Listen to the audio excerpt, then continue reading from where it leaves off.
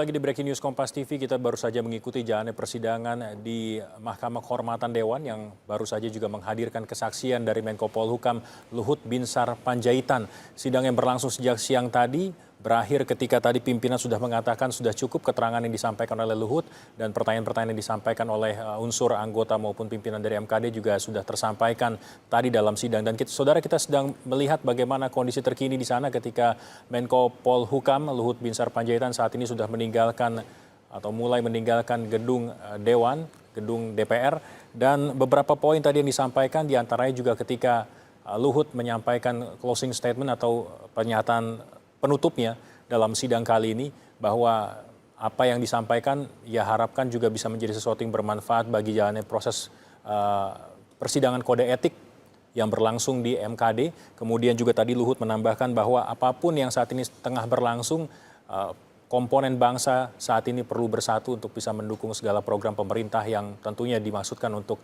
kesejahteraan dan kemakmuran bagi rakyat Indonesia. Saudara, tadi ada sejumlah anggota MKD yang juga sudah menyampaikan pertanyaan, dan tadi boleh kami sampaikan juga kembali bahwa apa yang disampaikan oleh Luhut dalam pernyataan penutupnya, termasuk tadi ketika ditanya oleh awak media bahwa ia berharap apa yang telah disampaikannya dalam kesaksian tadi bisa diterima oleh MKD dan bisa menjadi salah satu bagian penting untuk bisa menyelidiki lebih lanjut kasus yang melibatkan nama Ketua DPR Setia Novanto.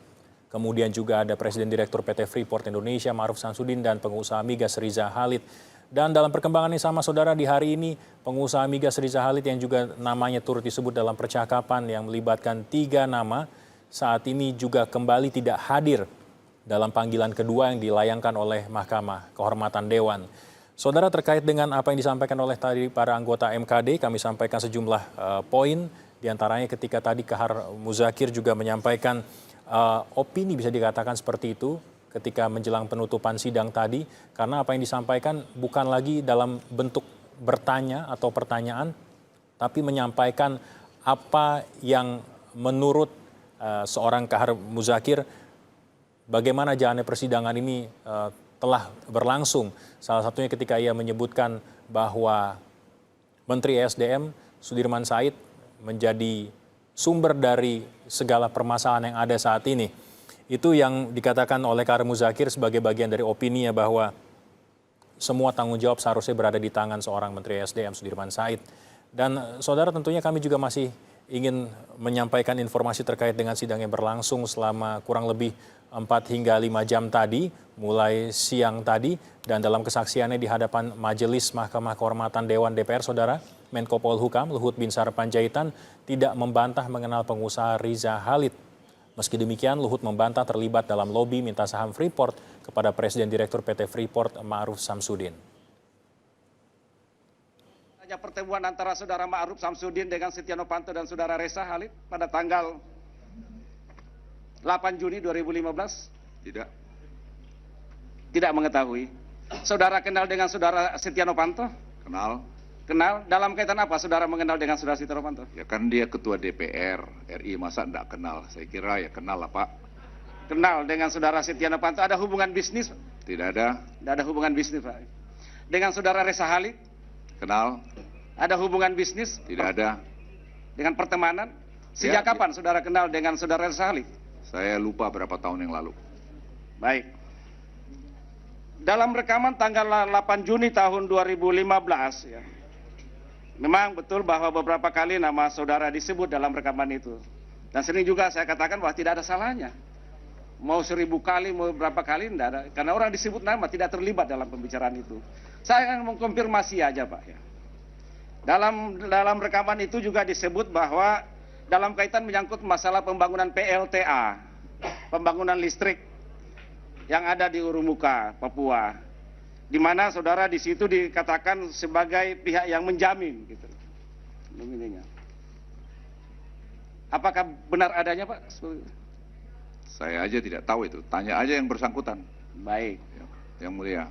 Tidak mengetahui ya nama-nama itu. Lalu kemudian adanya suatu dalam pembicaraan itu ada suatu pengkondisian, ya. Ada suatu pengkondisian pembicaraan di 3 orang dalam rekaman itu ada Saudara Setia Novanto, Saudara Reza Halid, lalu kemudian Pak Maruf tentang masalah pembagian saham. Ya. Di mana disebutkan di situ dalam rekaman, kalau gue bakal ngomong ke Pak Luhut, janganlah ambil 20%, ambillah 11%, kasihlah Pak JK 9%, harus adil, kalau enggak ribut. Bagaimana tanggapan saudara saksi? Yang mulia tanya saja sama saudara Reza. Kok tanya saya tidak tahu itu. Baik, saya mengkonfirmasi aja Pak. Terima kasih yang mulia. Saya mengkonfirmasi tentang isi rekaman-rekaman ini ya. Saudara sama sekali tidak ada pengetahuan menyangkut masalah isi rekaman atau pertemuan tanggal 8 Juni tahun 2015? Saya tidak punya kepentingan yang mulia untuk tahu seperti itu karena saya fokus pada pekerjaan saya. Pekerjaan saya banyak. Saya mengurusi masalah radikalisasi, saya mengurusi masalah drugs, mengurusi masalah keamanan dan sebagainya. Jadi saya mohon maaf ini yang mulia, tidak ada waktu berpikir yang begitu-begituan. Terakhir saudara ketemu dengan Pak Setia Novanto kapan Pak? Hadir perkawinan anaknya. Sebelum tanggal 8 Juni, perkiraan tanggal 8 Juni 2015, sebelum 8 Juni masih ingat ada pertemuan sebelumnya dilakukan Pak? Saya lupa, tapi saya pasti ada ketemu. Ada pertemuan. Masih ingat ada pembicaraan apa dengan Pak Setia Novanto? Ya, pembicaraan hubungan parlemen dengan pemerintah. Hubungan parlemen dengan pihak pemerintah. Dengan saudara Reza Halid? Ya, saya tidak ada bicara macam-macam dengan saudara Reza Halid. Enggak ada juga pertemuan Pak? Ada pertemuan. Itu sekitar bulan berapa Pak? Saya lupa. Lupa. Ya, kita baru saja mendengarkan salah satu bagian dari kesaksian yang disampaikan oleh Luhut Panjaitan, Menko Polhukam, tadi dalam sidang Mahkamah Kehormatan Dewan. Bagaimanapun Luhut tadi mengakui bahwa ia secara pribadi juga mengenal sosok Ketua DPR, tapi apa yang disampaikan, poin-poin yang terkait dalam transkrip itu menjadi bantahan, dan ini adalah poin yang penting yang disampaikan oleh Luhut Panjaitan beberapa waktu lalu di sidang Mahkamah Kehormatan Dewan. Saudara, lebih lengkap bagaimana kondisi terkini di gedung DPR, kami ajak Anda untuk bergabung bersama rekan kami, Restu Diantina, saat ini di gedung DPR. Restu, silakan. Ya Tengku, ini baru saja Luhut Binsar Panjaitan, Menko Polhukam keluar dari ruang sidang Mahkamah Kehormatan Dewan karena sidang kembali diskors untuk para anggota Mahkamah Kehormatan Dewan ini akan melakukan rapat internal untuk kemudian memutuskan lanjutan dari sidang yang digelar pada hari ini dengan agenda mendengarkan keterangan dari Menko Polhukam Luhut Binsar Panjaitan. Kami ulangi, sidang saat ini sebenarnya sudah selesai dan nantinya setelah tadi keluar, setelah memberikan keterangan kepada awak media bahwa Luhut Binsar Panjaitan sudah memberikan ke semua kesaksiannya di depan Mahkamah Kehormatan Dewan terkait skandal saham Freeport ini. Tadi juga Luhut sempat menyatakan bahwa dirinya menampik semua tuduhan bahwa pernah ada pembicaraan mengenai saham Freeport, namun dia tidak menampik bahwa memang ada pertemuan sebelumnya dengan Reza Halid dan juga Setia Novanto, namun sama sekali tidak menyebut tentang saham Freeport. Dan tadi saat dimintai keterangannya oleh awak media, Luhut Binsar Panjaitan menegaskan bahwa ini adalah pernyataannya terakhir mengenai skandal saham Freeport dan ia tidak mau lagi membicarakan hal ini di depan awak media atau dimanapun karena dia akan kembali fokus terhadap pekerjaannya sebagai Menko Polhukam. Saat ditanyai juga mengenai jaminan bahwa apakah dia bersedia membantu MKD untuk menghadirkan pengusaha minyak Reza Halid dan juga meminjam rekaman asli dari Kejagung, ia juga tidak memberikan komentar sama sekali. Tadi sebelumnya juga sempat kami tanyakan kepada salah satu anggota Mahkamah Kehormatan Dewan, Abakri dari fraksi Partai Amanat Nasional, bahwa MKD mendorong pemerintah dalam hal ini Menko Polhukam yang saat ini yang tadi didengarkan kesaksiannya untuk membantu MKD menghadirkan Riza Khalid karena hingga saat ini MKD masih belum dapat menghadirkan pengusaha berketurunan Arab tersebut di persidangan. Padahal sebenarnya kesaksian dari Riza Khalid ini merupakan keterangan kunci untuk bagi MKD untuk memutus vonis terhadap Setia Novanto. Sementara itu rekaman asli juga belum didapat oleh Mahkamah Kehormatan Dewan karena Ma'ruf Samsudin yang memiliki rekaman tersebut menolak untuk meminjamkan rekaman tersebut kepada Mahkamah Kehormatan Dewan dan justru tetap memberikannya kepada Kejagung. Jadi dalam hal ini MKD meminta Menko Polhukam dengan kewenangannya membawahi Kejagung untuk meminjam rekaman tersebut. Demikian Tengku dari MKD DPR RI. Diantina, terima kasih untuk laporan langsung Anda terkait dengan kondisi terkini bagaimana seusai sidang Mahkamah Kehormatan Dewan yang tadi menghadirkan Menko Polhukam Luhut Binsar Panjaitan. Dan saudara, masih dalam Breaking News Kompas TV, kami juga akan berbincang lebih jauh lagi mengenai apa yang baru saja berlangsung tadi di gedung Dewan. Saat ini saudara, saya sudah bersama dengan pengamat politik dari Indikator Politik Indonesia, Burhanuddin Muhtadi. Selamat sore. Sore. Mas Burhan, kalau kita lihat tentunya kita ingin tahu bagaimana sidang yang berlangsung beberapa jam tadi akan membawa dampak seperti apa kira-kira terhadap pengusutan kasus yang membawa nama Ketua DPR Setia Novanto. Kita akan bahas itu nanti usai jeda. Saudara, Breaking News Kompas TV masih akan segera kembali sesaat lagi. Polhukam Luhut Panjaitan memenuhi panggilan Mahkamah Kehormatan Dewan. Dalam tanya jawab dengan anggota MKD, Luhut banyak menjelaskan soal posisinya terkait kontrak karya Freeport. Sementara saat ditanya sikapnya terkait tuduhan pencatutan nama yang dilakukan oleh Ketua DPR Setia Novanto, Luhut memilih untuk menunggu putusan MKD. Saudara, kami akan langsung berbincang dengan Burhanuddin Muhtadi yang tadi sudah saya perkenalkan sebelum jeda. Mas Burhan, ada 3 kali sidang sebetulnya menghadirkan 3 tokoh. Ini adalah kali ketiganya seorang Menko Polhukam didengarkan kesaksiannya. Atmosfer yang berbeda tentu yang kita dapatkan di sini dibanding yang 2 sebelumnya. Berbeda 180 derajat ketika kita menyaksikan sidang MKD yang mengundang pengadu SS Sudirman Said dengan Ma'ruf Samsudin. Dan kita tahu bahwa pada sidang kali ini terlihat dengan sangat jelas MKD seperti kehilangan taringnya. Jadi seperti kalau orang Jawa bilang kalah awu ketika menghadirkan Luhut Panjaitan. Dan menurut saya tidak bisa diabaikan faktor pertemuan salah satu pimpinan MKD, Pak Kahar Muzakir, plus 2 orang anggota MKD dari Partai Golkar dengan Luhut Panjaitan pada waktu press conference hari Jumat yang lalu. Ya.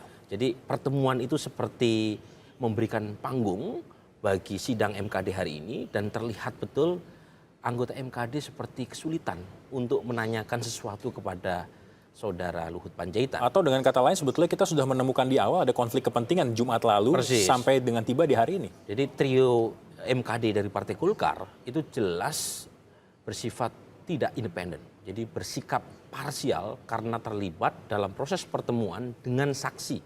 Nah, ini melanggar peraturan nomor 1 tahun 2015 pasal 11 tentang kode etik yang mensyaratkan anggota MKD dalam menjalankan fungsi, tugas dan kewenangannya untuk bersikap independen. Nah, karena mereka hadir terlebih dahulu, orang akan berspekulasi macam-macam terkait dengan apakah ada semacam skenario untuk sidang kode etik ini kurang lebih arti menghasilkan pelanggaran etika lainnya. Persis, ini ironis. Anggota MKD, Mahkamah Kehormatan Dewan, yang bertugas untuk menjaga etika dirinya dan anggota Dewan yang lain tentu saja, tapi justru menjadi motor pelanggaran etika. Saya ambil contoh pernyataan tadi yang mendekati akhir ketika seorang Kahar Muzakir mengatakan kurang lebih sebenarnya bukan bertanya, tapi menetapkan opini di situ. Ketika mengatakan bahkan sampai pernyataan yang cukup tajam ketika mengatakan seorang Sudirman Said, Menteri ESDM, sang pengadu adalah sumber masalah. Ini semacam opini colongan. Jadi dia sebagai pimpinan MKD tidak etis untuk memberikan satu pernyataan dalam persidangan yang lebih menampakkan opini pribadi ketimbang kesimpulan rapat atau sidang tadi. Kalau ini konsisten berada di dalam seluruh anggota MKD, katakanlah 2/3-nya saja, kurang lebih kita bisa menebak dong akan seperti apa ujung dari sidang kode etik ini. Tentu terlalu dini ya untuk menebak, karena bagaimanapun MKD ini kan institusi yang tidak peka ya. Dalam pengertian dia tidak bisa mengabaikan aspirasi publik. Survei Kompas misalnya hari ini itu jelas melampirkan hasil jajak pendapat yang menunjukkan dukungan besar publik agar kasus ini diungkap secara terang benderang, kemudian menganggap menurut akal publik, nalar publik bahwa Setia Novanto dianggap melanggar etika.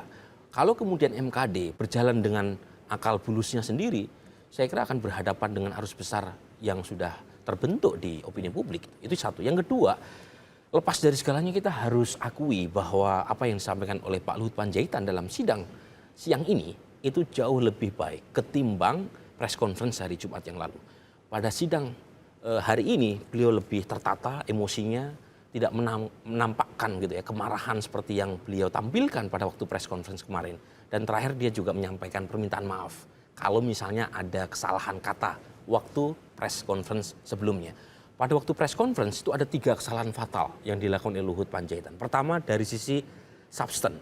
Dari sisi substansi, Luhut Panjaitan itu tidak mengecam orang yang menyebabkan dirinya dan keluarganya terusik. Jadi Setia Novanto dengan Riza Khalid sama sekali tidak menjadi sasaran kemarahan. Justru dia menyampaikan kemarahan pada pihak lain, pengamat, media gitu ya. Yang kedua dari sisi tadi gaya komunikasi. Pada waktu hari Jumat meledak-ledak memakai bahasa yang terkesan intimidatif. Habis mengumpulkan pasukan tentara, kemudian pasukan tim-tim yang pernah dia pimpin itu sekarang berada di belakangnya, reuni. Itu bahasa-bahasa warisan Orde Baru. Dan terakhir tentu saja kehadiran trio anggota MKD yang selama ini menjadi aktor antagonis dalam sidang-sidang MKD. Yang tentu saja akan bertentangan dengan substansi dan tujuan Luhut Panjaitan untuk membersihkan namanya. Kalau kita lihat apa yang disampaikan oleh Luhut di sidang MKD kali ini, tentunya ada banyak yang telah terurai oleh sekian banyak anggota yang hadir kali ini. Tapi kita juga melihat sedikit banyak di permukaan ketika konvers dilangsungkan hari Jumat kemarin. Betul. Apa yang Anda lihat ada keterkaitan dengan yang Jumat kemarin ketika Luhut menggelar konvers dengan apa yang terjadi di MKD kali ini? Secara umum tidak ada perbedaan secara signifikan antara press conference dengan sekarang dari sisi substansi ya. Kalau dari sisi komunikasi lebih baik hari ini Pak Luhut menyampaikan pernyataan dan keterangan di depan sidang MKD. Dari sisi substansi seperti ada repetisi. Jadi pesan yang ingin dikirimkan oleh Luhut Panjaitan pada waktu press conference kemarin dengan sekarang itu sama. Bahwa dia punya sikap yang jelas, memo itu sudah disampaikan beberapa kali ke Presiden, perpanjangan kontrak karya dengan Freeport itu tidak boleh dibahas, tidak boleh ditetapkan sebelum 2 tahun masa kontrak karya berakhir di 2021. Itu diulang. Nah, kira-kira bangunan cerita yang disampaikan adalah ada pihak lain, dalam hal ini adalah Sudirman Said, yang dianggap ingin buru-buru mempercepat kontrak karya itu diperpanjang sebelum 2019, 2 tahun sebelum tahun 2021.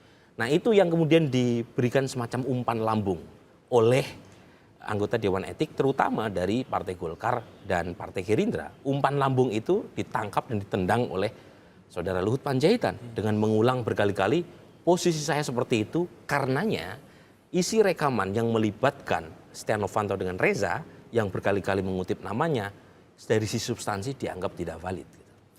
Tapi arti kita juga melihat sebetulnya ada 2 pilihan yang harus dibuat oleh Luhut sesegera mungkin terlepas dari sidang yang berlangsung saat ini. Pertama adalah pilihan pertama menyangkut koleganya di eksekutif, seorang Menteri SDM Sudirman Said. Sedangkan pilihan kedua menyangkut Ketua DPR, mitra dari pemerintah yang saat ini juga diduga melakukan pencatutan nama Presiden. Kira-kira apa yang disampaikan Luhut akan membuat pilihan ini menjadi mengerucut atau justru makin amburadul jadinya?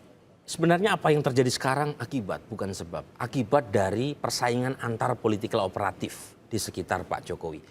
Jadi yang saya katakan adalah, ini kira-kira begini, ada faksi pendukung Jokowi dari awal yang turut mengantarkan Jokowi dalam proses pemenangan Pilpres. Di situ ada tentu saja Yusuf Kala sebagai pendamping Jokowi, ada juga partai-partai, ada PDI Perjuangan, ada Nasdem, ada Hanura, ada PKB. Yang merasa berkeringat dan berdarah mengantarkan seorang Jokowi jadi presiden. Ada juga Luhut Panjaitan, yang ingin menjadi jembatan untuk komunikasi dengan pihak parlemen yang kebetulan dikuasai oleh KMP, ya KMP dalam pengertian khusus Partai Golkar dengan Partai Gerindra. Jadi konstruksi ceritanya seperti itu. Jadi konstruksi ceritanya Jokowi sebagai presiden dengan modal politik sangat terbatas. Triple minority position. 1, dia orang baru, new kid on the block. Yang kedua, dia dukungan partai politiknya sangat kurang, cuma 37% sebelum PAN datang.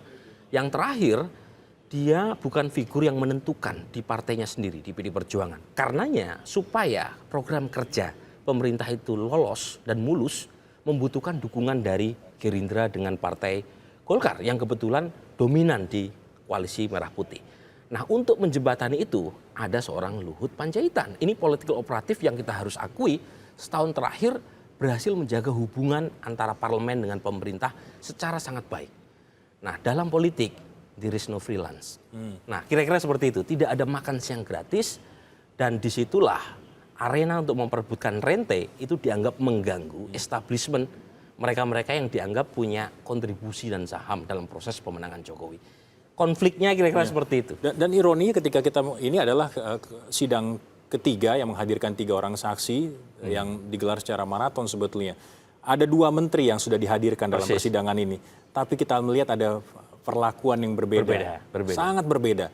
Apalagi ketika seorang Luhut Panjaitan saat ini didengarkan kesaksiannya beberapa waktu lalu. Apa yang menyebabkan? Apakah itu salah satu yang tadi Anda katakan? Tentu. Konstruksi dasarnya adalah konstruksinya seperti seperti itu? itu. Karenanya kalau kita lihat konstelasi di DPR, dan itu refleksi dari apa yang terjadi di MKD. Di MKD praktis itu kan dikuasai oleh partai-partai yang berada di luar pemerintahan.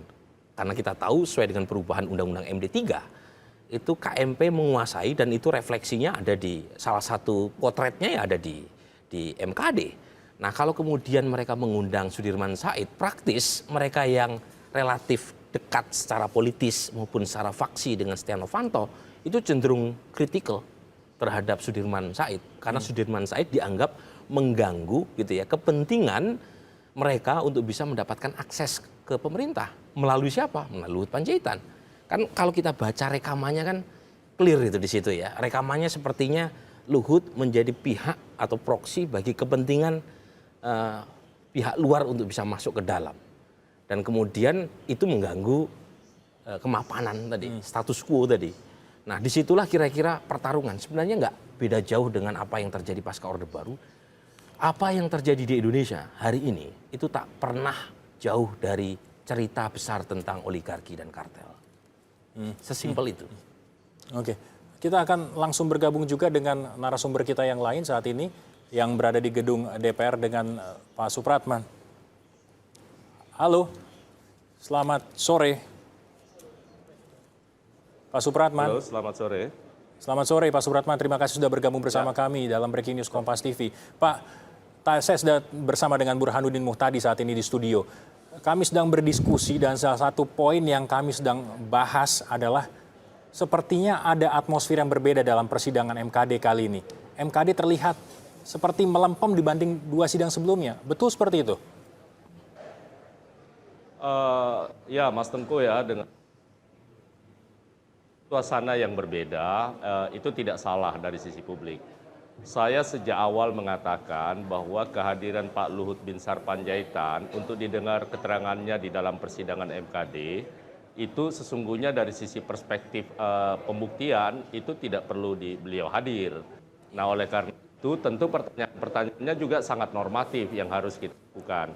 Berbeda halnya dengan tentu yang kehadiran Pak Sudirman Said yang sebagai pengadu, tentu karena beliau sebagai pengadu dan lebih tahu tentang materi tentang laporan yang diberikan. Khusus kepada Pak Luhut Binsar Panjaitan itu saya katakan bahwa beliau itu kan dalam kategori testimoni de auditu. Nah, itu saja apanya di dalam bahwa beliau menjelaskan semua di percakapan itu sama sekali tidak pernah dibicarakan baik Setia Novanto ataupun Pak Reza Halik. Nah, kita mau kejar seperti apapun juga menjadi salah. Nah, oleh karena itu, tetapi ada beberapa poin penting yang harus dicatat. Yang pertama, bahwa Pak Luhut Binsar Panjaitan dalam pendalaman yang kami lakukan itu menyatakan bahwa kewenangan untuk memperpanjang kontrak itu ada di tangan pemerintah. Dan itu ada di Kementerian ESDM.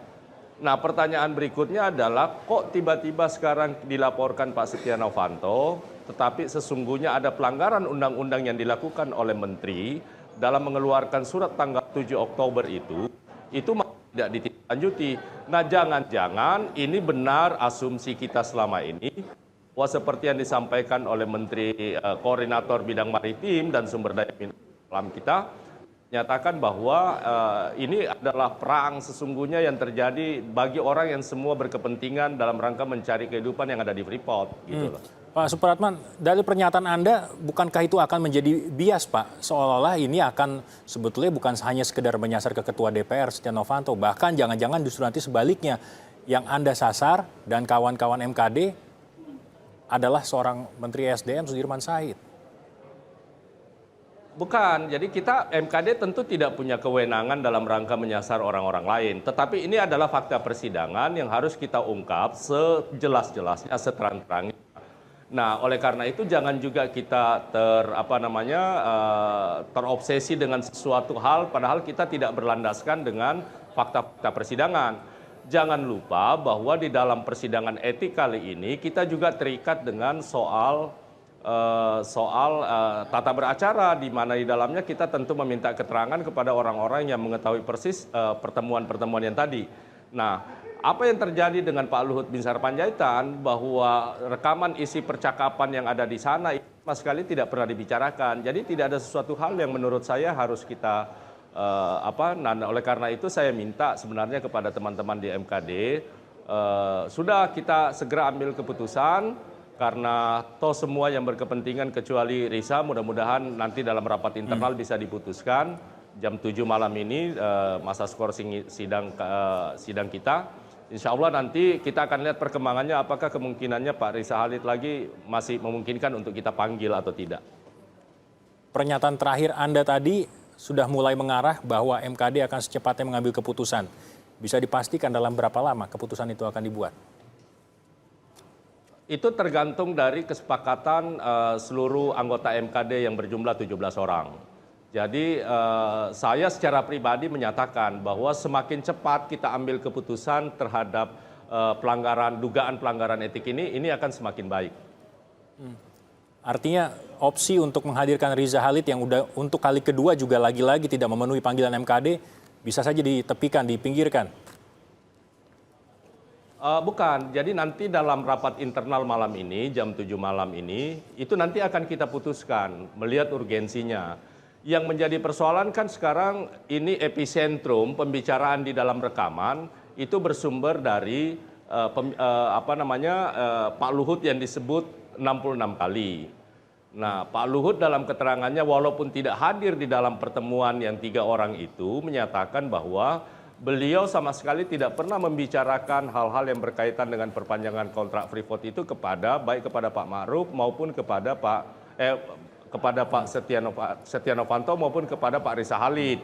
Nah, oleh karena itu sekali lagi urgensi kita dalam rangka penegakan kode etik ini kan harus berlandaskan kepada bukti-bukti yang ada, tidak boleh dengan hal-hal yang lain, gitu loh. Pak Supratman, satu sosok tentunya masih kita nantikan juga kesaksiannya di depan Majelis MKD, yaitu seorang pengusaha Riza Halid. Polri tak kurang juga sudah menawarkan atau menantikan apabila nanti ada pengajuan permintaan bantuan untuk mendatangkan Riza Halid ke hadapan sidang MKD. Kita akan bahas itu nanti Pak Supratman, usai jeda. Saudara, Breaking News Kompas TV masih akan segera kembali sesaat lagi.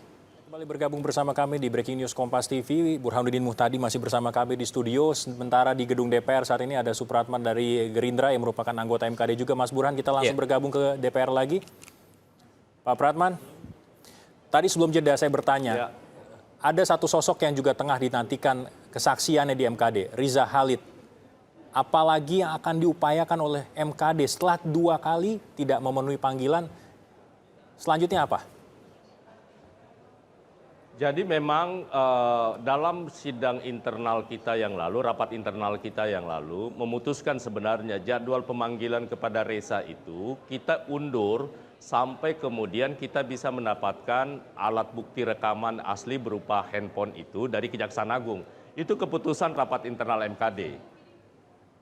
Kemudian oleh pimpinan MKD itu mendatangi Kejaksaan Agung untuk meminta bukti rekaman asli untuk kita validasi bersama-sama ke Laboratorium Forensik Mabes Polri. Sebentar, saya potong dulu sampai di situ Pak Pratman. Pak Pratman, sebentar saya potong sampai di situ dulu. Artinya yang didahulukan adalah untuk bisa mendapatkan rekaman asli dulu dari Kejaksaan Agung, baru nanti memikirkan bagaimana menghadirkan Riza Halid ke persidangan. Ya, jadi memang itulah keputusan rapat kita dulu. Tetapi begitu kita ke kejaksaan, maksud saya pimpinan MKD ke kejaksaan, ternyata kejaksaan menjawab dalam sebuah sepucuk surat. Di dalamnya dinyatakan bahwa jaksa agung, pihak kejaksaan tidak bersedia untuk memberikan bukti berupa rekaman di dalam handphone itu atas permintaan Pak Ma'ruf Samsudin. Nah, pertanyaan kita berikut, kalau demikian adanya, kok bisa bersaksi itu di MKD, kemudian bukti kok tidak bisa diberikan kepada MKD. Nah, dasar kami memutus nanti soal ini kan apa?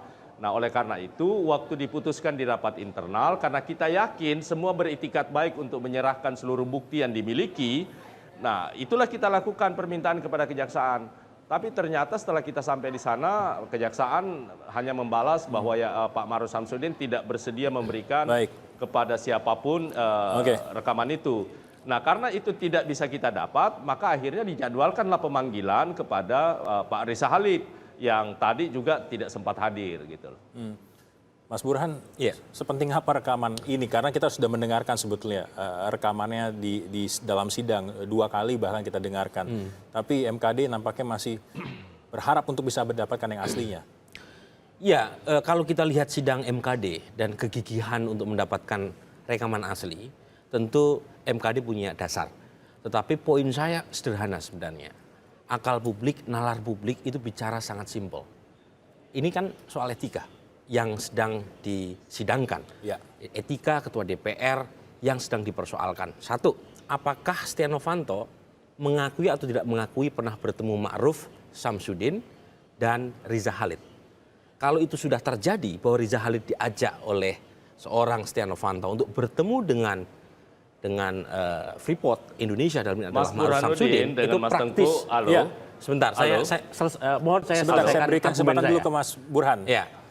Kalau Jadi itu gini, sudah Mas terjadi, Burhan, itu Mas Burhan, praktis saya perlu terjadi kesalahan klarifikasi dulu. etika yang fatal. Yang kedua, apakah Jadi gini, diakui atau tidak seorang Setia Novanto itu membicarakan persoalan di luar dari couplingnya. Kalau sudah diakui, praktis terjadi kesalahan etika. Itu kurang lebih poinnya. Kalau kemudian ditarik-tarik ke persoalan seperti halnya sidang hukum, itu wilayahnya kejaksaan. Kalau mau ditarik-tarik ke persoalan politik, itu silahkan dibahas di pansus. Kalau itu Pratman, ada. Gitu. Silakan Pak Pratman. Mas Tengku. Iya, silakan. Halo. Iya, silakan Pak. Ya, jadi gini. Nah, ini yang tidak boleh kemudian, ini seenak kita untuk menyidangkan sebuah perkara, walau sekalipun itu perkara etik. Jadi logika publik yang digunakan oleh Pak Burhan, itu Burhanuddin, itu sama sekali itu berbahaya kalau logika itu kita gunakan dalam persidangan MKD. Kenapa saya katakan di MKD juga itu tidak boleh memutus sesuatu perkara berdasarkan logika publik semata tanpa didukung oleh alat-alat bukti, karena ini harus pembuktian kita kan harus kita lakukan. Walaupun pembuktian itu tidak sesulit seperti di perkara-perkara pidana maupun perdata. Tapi Pak Pratman mungkin kurang lebih begini maksud Mas Burhan. Semua dari Pak Pratman mungkin begini kurang lebih. Maksudnya adalah ketika kita bicara soal kan begini. Semua pembicara itu, semua yang berbicara di 3 orang itu kan kecuali Pak Ma'ruf Samsudin yang mengakui, yang lainnya menyangkal. Bukan seperti itu. Nah, sudah ada pengakuan dari Setia Novanto bahwa beliau bertemu dengan Ma'ruf Samsudin dengan mengajak Riza Halid. Sudah ada pengakuan itu, dicek saja. Oh, itu salah. Jadi sudah mohon maaf, itu salah besar kalau itu tidak ada pengakuan seperti itu. Jadi yang terjadi adalah bahwa benar pernah ada pertemuan itu yang terjadi itu di kantor DPR yang diinisiasi oleh saudara Ma'ruf Samsudin. Jadi soal pertemuan ketiga, dalam pemeriksaan yang lalu kan kita sudah jelaskan juga, saya juga sudah sampaikan bahwa beliau menolak berkomentar soal itu. Nah, saksi yang perlu kita hadirkan untuk membuktikan kebenaran dari percakapan itu adalah Pak Riza Halid. Kalaupun Pak Riza Halid tidak bisa kita hadirkan, maka kita berkepentingan benar terhadap alat bukti berupa rekaman itu untuk kita validasi suaranya. Kalau kemudian yang bersangkutan tidak hadir, kemudian ternyata suaranya itu bisa kita pastikan bahwa itu adalah mirip dengan yang masih bersangkutan, tentu MKD dalam mengambil sebuah keputusan akan jauh lebih mudah. Artinya Nah, oleh kehadiran karena dari itu Riza Khalid jangan sangat ajar penting. kami juga Ya, di kalau MKD misalnya untuk- konstruksinya Kalau seperti itu. satu pengakuan sudah Persis. diberikan oleh Ma'ruf Samsudin bahwa ada pertemuan itu. Kalau misalnya kemudian- seperti itu, Tengku, bahwa MKD dalam ini adalah Pak Supratman menghendaki ada validasi, ada ujian forensik dan seterusnya, Riza Khalid jadi penting. Kalau Jadi misalnya penting. mengapa Kita akan sambung nanti, Mas undangannya, sebentar, undangannya itu begitu berbelit-belit.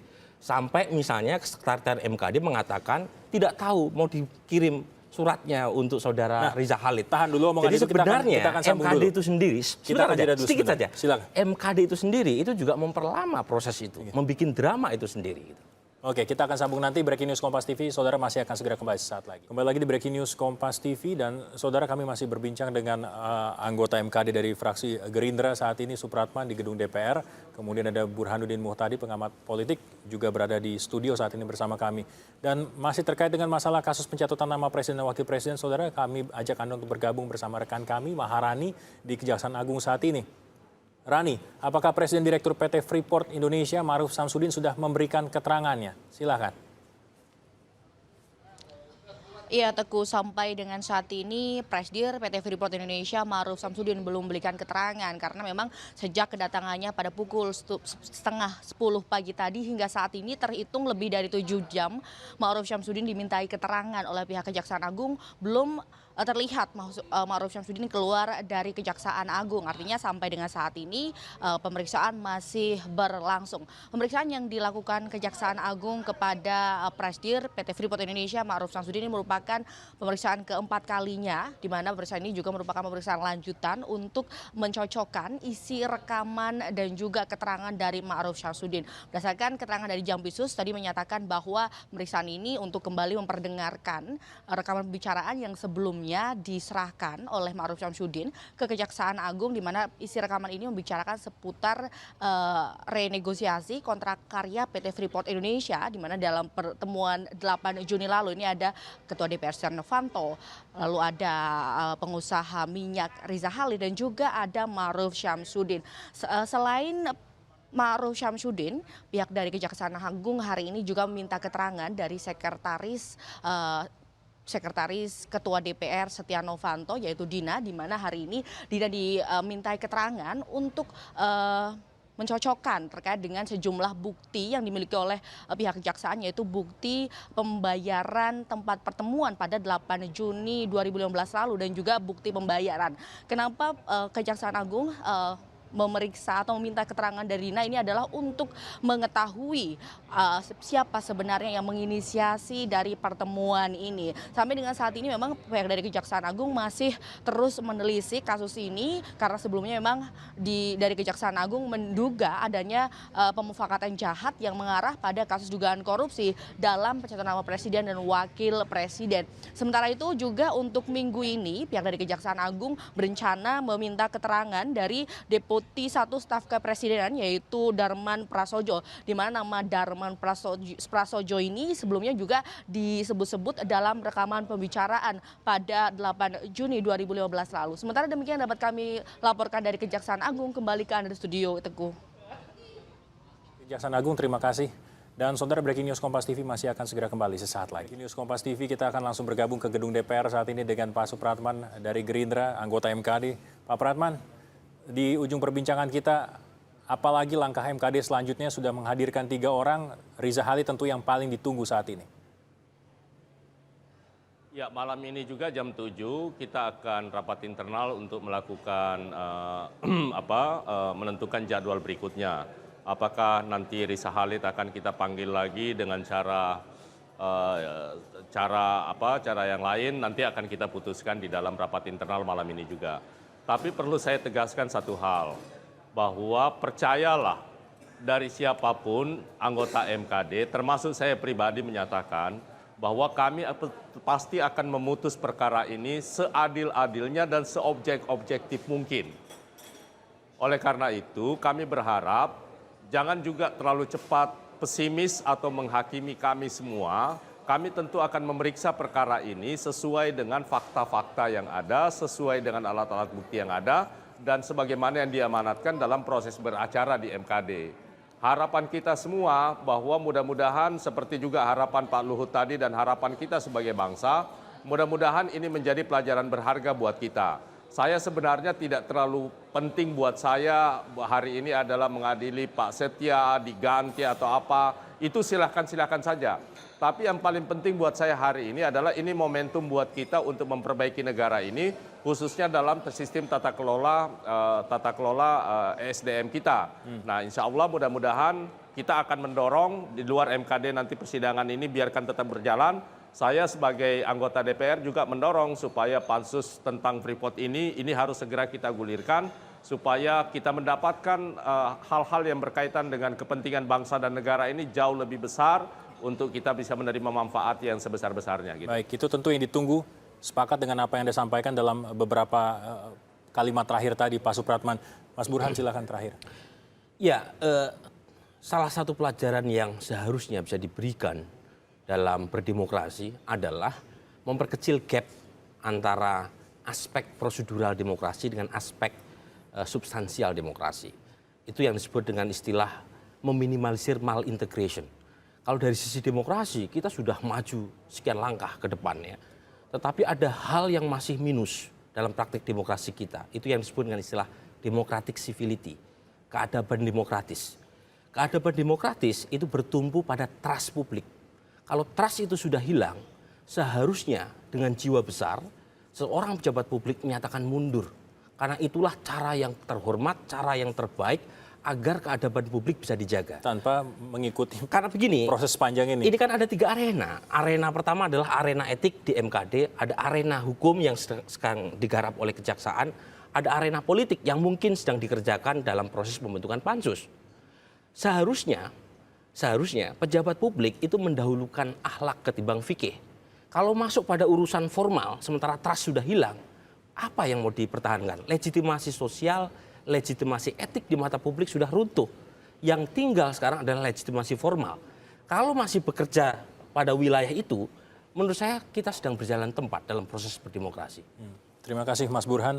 Ulasan yang sangat tajam menurut saya karena tadi sudah membagi beberapa arena. Yang sebetulnya harus kita pikirkan makanya bersama. arena etik sebenarnya simple. Soal patut, tidak patut, soal etis, tidak etis. Kalau merasa tidak etis, MKD tanpa harus bertele-tele mengambil keputusan. Ya. Karena disitulah MKD kita berikan, Mahkamah Kehormatan Dewan. Jangan sampai MKD justru punya masalah dengan kehormatan dirinya sendiri. Burhanuddin Muhtadi, terima kasih sudah bergabung bersama kami. Sama-sama, Kemudian juga Teguh. Pak Supratman dari Gedung DPR, terima kasih sudah hadir bersama kami di Breaking News Kompas TV. Dan saudara, usai jeda kami masih akan segera kembali sesaat lagi.